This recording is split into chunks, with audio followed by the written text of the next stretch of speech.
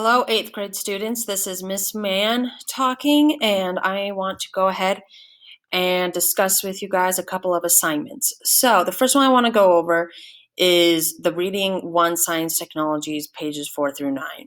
Here I have the figures 1 to 5. Do the math on page 7. Take pictures of your books. When finished with figures, fill out, do the math. So you're going to take a picture of all the figures and include it with your submission. Also, you are going to be filling out this template. I've had a couple students turn in a blank template. Like, I can't grade that. So I need those notes. I need to know that you guys are taking notes in order to get that credit. So that's the bare minimum, is you need to be taking notes. I have made a whole video on what my expectations are on taking notes. So if you are confused on how to do it, please watch the video. I go very in depth in there. All right, excellent. So this week's homework, let's first talk about last week's homework, which was not take the quiz, pages 10 through 17, write out notes. This is due Friday. Figures 2 and 4, apply it on page 13. So again, I'm going to have you take your notes on that note-taking template, all right? I provided that template for you guys to actually use it. So please, I need to see that note-taking template put to use. I need you to actually write in it and turn it in, right? You don't have to print anything. Just write in it, type in it, or if you would rather print it and then turn it in that way, that's fine. And furthermore, it needs to be turned in via Google Classroom. That's how I accept assignments. I'm not going to accept any assignment that's just emailed to me, because I get a lot of emails each day and most likely it will get lost. So I really want to make sure I'm able to give you credit. So that means turning things on Google Classroom. I also posted a video on how to turn in things on Google Classroom. Part of being an online learner is self-managing and using the resources I give you. You are really going to get out of this class what you put in if you are remote. So I need you to keep taking those notes. I need you to keep doing the activities I assign, because when you come back to school, I'm going to expect you to know just as much as the in-person students, all right? So let's talk about last week's assignment. And again, this is due this Friday. Pages 10 through 17. So you would read page 10 through 17, which is thinking like a scientist, right? Now, this just kind of goes over what attitudes help you think scientifically. Obviously, the main ideas are curiosity, honesty, creativity, awareness of bias, open-mindedness on this page, and skepticism, and then ethics. Guys, I need you to write down all these vocab words, okay? It's going to be expected that you know it. What is scientific reasoning? Is the scientific reasoning objective, subjective? You're going to be expected to know this, because I already assigned you guys a quiz to take. Deductive reasoning versus inductive reasoning, which is over here. Faulty reasoning, meaning what kind of reasoning can hurt and what kind of reasoning is productive. So let's go over inductive reasoning. I'm going to go ahead and start by drawing a graph for you guys. So if you look at this, right? Inductive reasoning is where you go from the smallest to the biggest. Smallest to the biggest. So we have inductive reasoning, uses specific observations to make generalizations. All right, so here's where the problem with that is. So say you see a duck, right? You see a duck. Ducks can float, right? Now, duck is also a bird. It's also qualified as a bird. So therefore, if a duck is a bird, then by this logic, all birds should be able to float.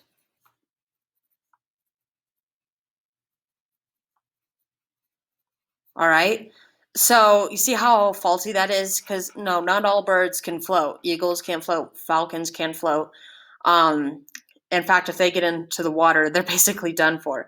So that's the problem with inductive reasoning, is that you start from the smallest example and then you broaden it. You just generalize about the rest of the species. So again, you have a duck.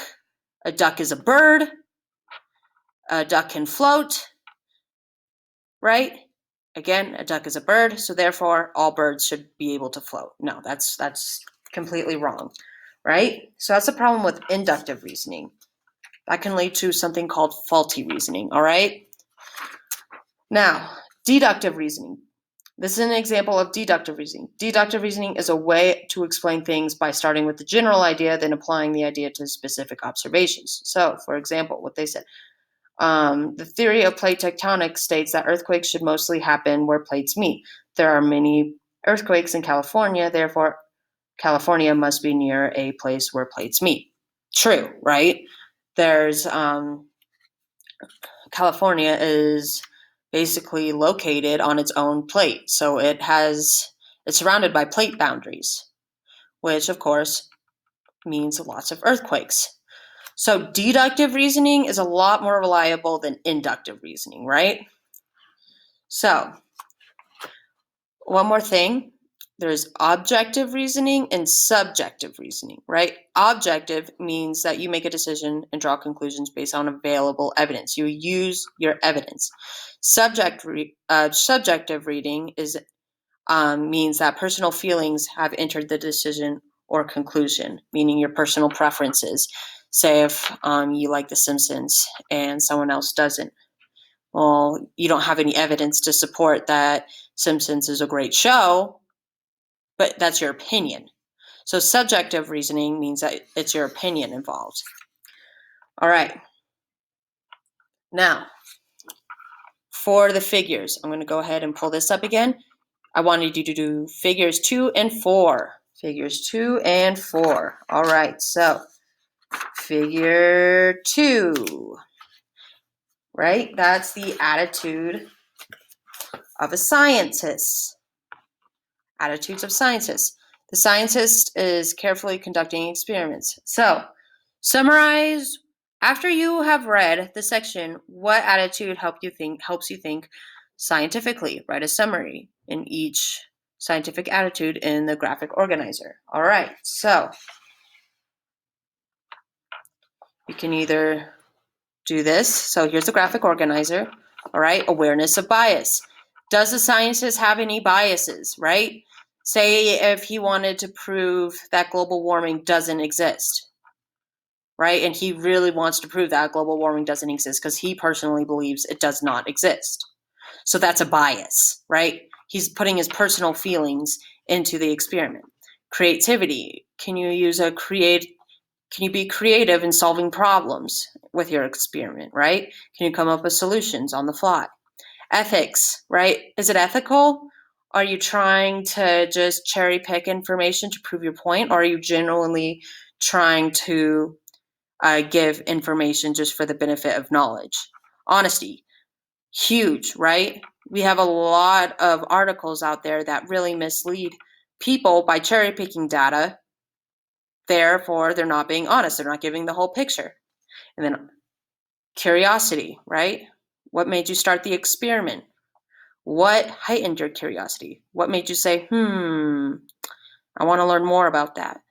And then open-mindedness and skepticism, right?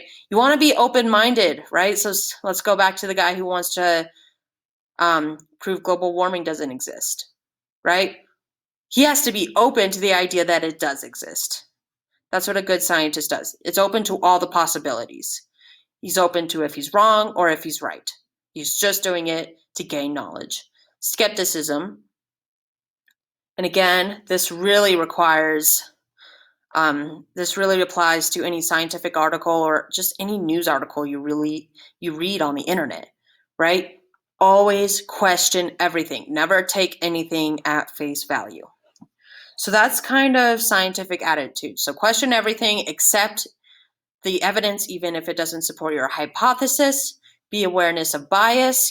What's the person's personal feelings? Are they trying to skew the evidence to fit their own opinion, or are they doing it just pure out of science?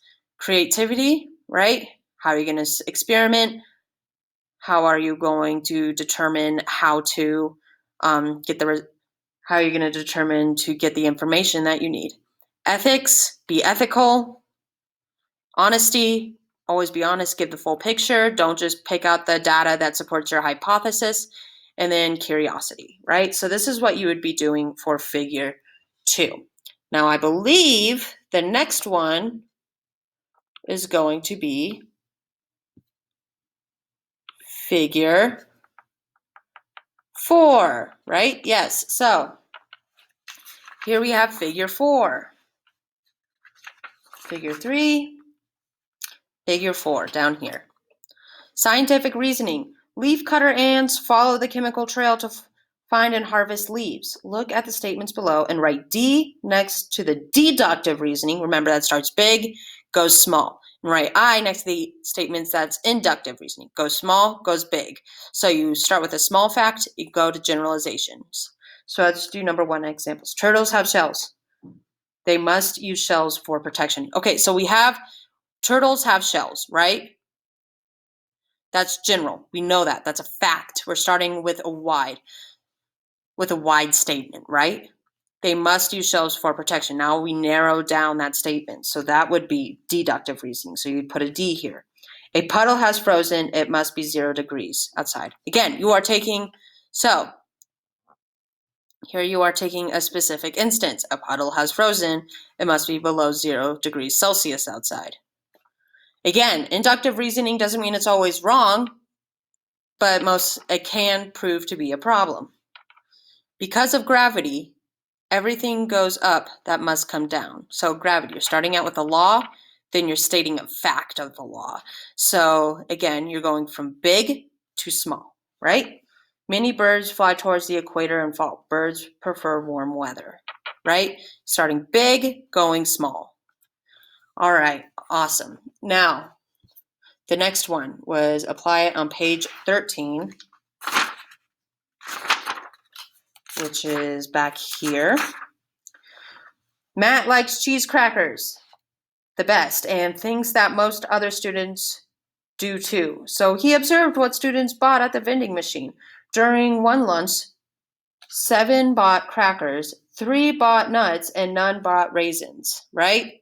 So here is the idea of it. You have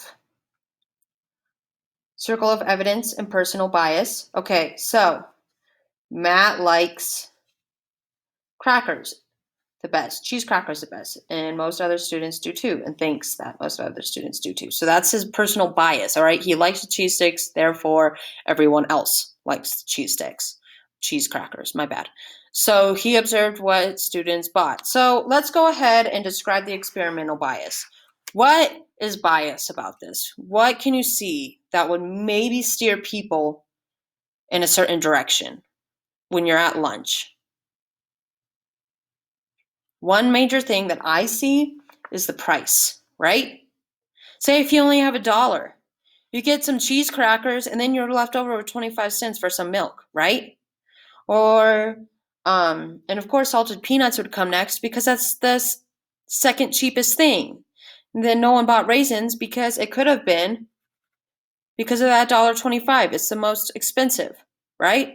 So in order to really make this a fair experiment, you'd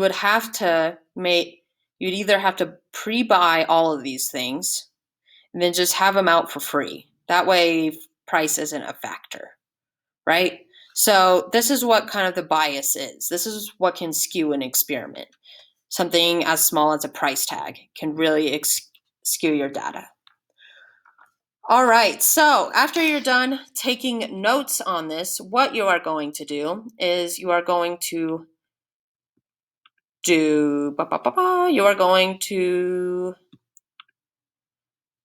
take this quiz, right? It's going to be all multiple choice. You're going to take the quiz and you're going to submit it. Please remember to hit submit. All right?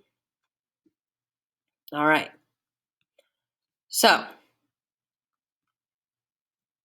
that's going to be it for the 8th grade homework. That's going to be due today on Friday and on Friday and Monday. And then I'm going to go ahead and make another piece of homework for you that is also going to be due on Friday, another reading. All right. So you've had this for, I just assigned this today. This shouldn't take you no more than 10 minutes. And then you've had this, which I assigned you last week. So you should already have this done by now. So for this week, all you need to do is Science and Technology, chapter lesson 1. And then I'll make the reading due on Monday too, just so I don't overwhelm you guys. All right. Thanks for tuning in. I appreciate all of you. Keep in contact with me if you have any questions, comments, or concerns. I am here to help you. So make sure you attend office hours also on Thursday at 3:30 to 4:30, right? So tomorrow, make sure you attend the office hours tomorrow. All right? Sound good? Okay. Have a good day.